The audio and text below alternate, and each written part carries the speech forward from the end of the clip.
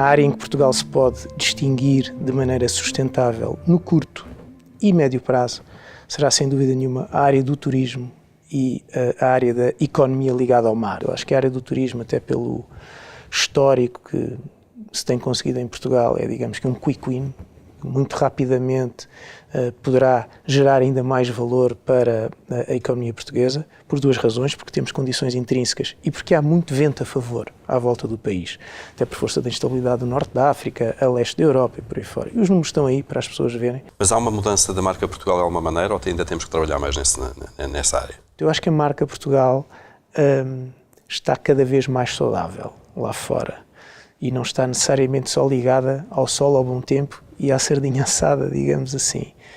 Ainda assim, e faço aquilo que lhe estou a descrever, a pergunta que deixo sempre é: mas porquê é que nós não conseguimos percorrer este caminho mais depressa? E tem resposta para essa pergunta?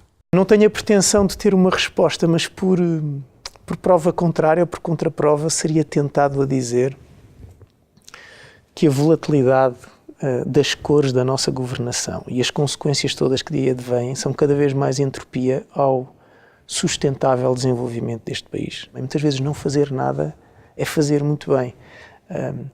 E se o Estado em geral e os nossos governantes muitas vezes parassem para pensar e não tivessem estes tiques de intervencionismo sistemático, que é mudar as regras do jogo, criam entropia no desenvolvimento natural de um país que, pelos vistos, já provou que, do ponto de vista, pelo menos ao nível privado, tem os bons instintos, as coisas boas estão a acontecer.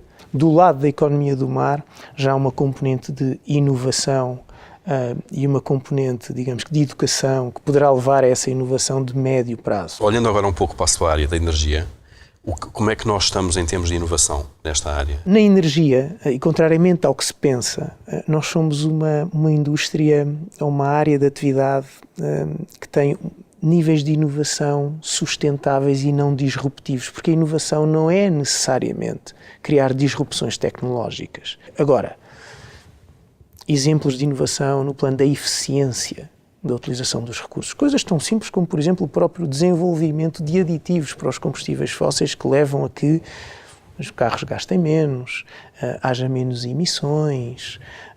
É um pequeno exemplo, quase invisível, e mais uma vez articulado com outro tipo de indústrias, com o setor automóvel. Vou-lhe dar um pequeno exemplo. Nos últimos 10 anos, o nível de consumo de um motor de combustão interna reduziu cerca de 30%.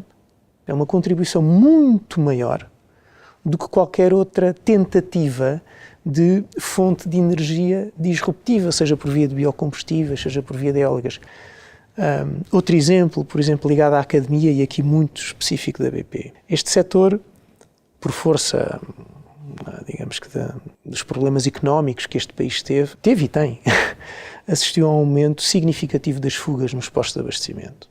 A indústria, em geral, teve que se tornar refém disso mesmo, no sentido em que teve que pôr todos os pontos em pré-pagamento, o que é um contrassenso para quem quer vender, condicionar à partida o abastecimento. Por exemplo, a BP em Portugal, fazendo uma ponte com uma universidade em Portugal, desenvolveu, em 2 anos, um sistema de reconhecimento de matrículas de pessoas que fogem, partilhando uma base de dados, integrando sistemas que existem. E hoje começamos a replicar na nossa rede algo que é profundamente disruptivo, é uma inovação portuguesa, praticamente mundial, e que terá todas as condições para poder ser replicada noutras operações, pela primeira vez, depois desta decisão, que em geral a indústria teve, um consumidor em Portugal entrar num posto, não estar condicionado pelo pré-pagamento, poder abastecer confortavelmente e seguir a sua viagem. Isto é algo, de facto, mais uma vez, que é a força desta capacidade inovadora dentro de processos estabelecidos que os portugueses têm, feito em Portugal.